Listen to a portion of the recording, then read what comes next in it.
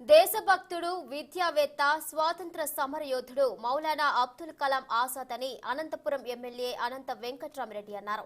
ఆజాద్ జయంతి సందర్భంగా వైఎస్ఆర్ కాంగ్రెస్ పార్టీ కార్యాలయంలో ఆయన చిత్రపటానికి పూలమాలలు వేసి ఘనంగా నివాళులర్పించారు. ఈ సందర్భంగా ఎమ్మెల్యే అనంత వెంకట్రామిరెడ్డి మాట్లాడారు. స్వాతంత్ర సంగ్రామంలో అందరినీ ఐక్యంగా చేసి పోరాడిన మహనీయుడు మౌలానా అబ్దుల్ కలాం ఆజాద్ అని పేర్కొన్నారు. ఇక అంతేకాకుండా మొట్టమొదటి భారతదేశ విద్యాశాఖ మంత్రిగా పనిచేసే ప్రతి ఒక్కరికి విద్య చేరువయ్యేలా, విద్యాభివృద్ధి జరిగేలా కృషి చేసిన మహనీయుడు అని కొనియాడారు.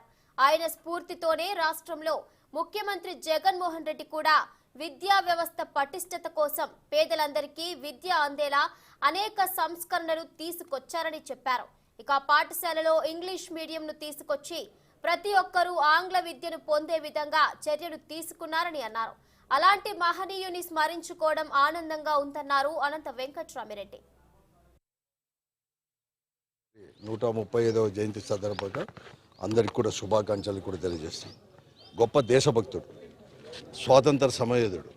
ఈ దేశానికి స్వాతంత్రం కావాలని చెప్పేసి అందరినీ కూడా ఐక్యతపరిచి, దేశ ప్రజలందరినీ కూడా ఐక్యతపరిచి, స్వయంగా కూడా జర్నలిస్ట్ అయిన కూడా ఎంతోమంది కూడా చైతన్యపరిచి ఆ రోజు స్వాతంత్ర సమరంలో కూడా పాల్గొన్నాడు. కూడా దాదాపుగా కూడా 10 సంవత్సరాలు ఈ దేశ స్వాతంత్రం కోసం సమర పోరాటం, క్విట్ ఇండియా ఉద్యమం అటువంటి దాంట్లో పాల్గొని 10 సంవత్సరాలు జైలు జీవితం కూడా గడిపారు.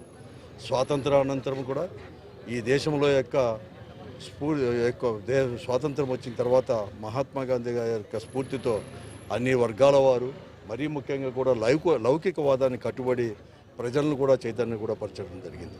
మొట్టమొదటిగా ఒక విద్యాశాఖ మంత్రిగా ఉండి దాదాపుగా కూడా 11 సంవత్సరాలు కేంద్ర విద్యాశాఖ మంత్రిగా పనిచేసి అందరికి కూడా విద్య కూడా చేరువ చేసుకోవాలని చెప్పేసి, ప్రతి ఒక్కరు కూడా విద్యావంతుడు కావాలి, చదవాలని చెప్పేసి అనేకమైన సంస్కరణలు కూడా తీసుకొని వచ్చేసి ఈరోజు విద్యా వ్యాప్తికి కూడా ఎంతో కూడా తోడ్పడడం కూడా జరిగింది. ఇంతేకాకుండా విదేశాల్లో ఉండే వారిని కూడా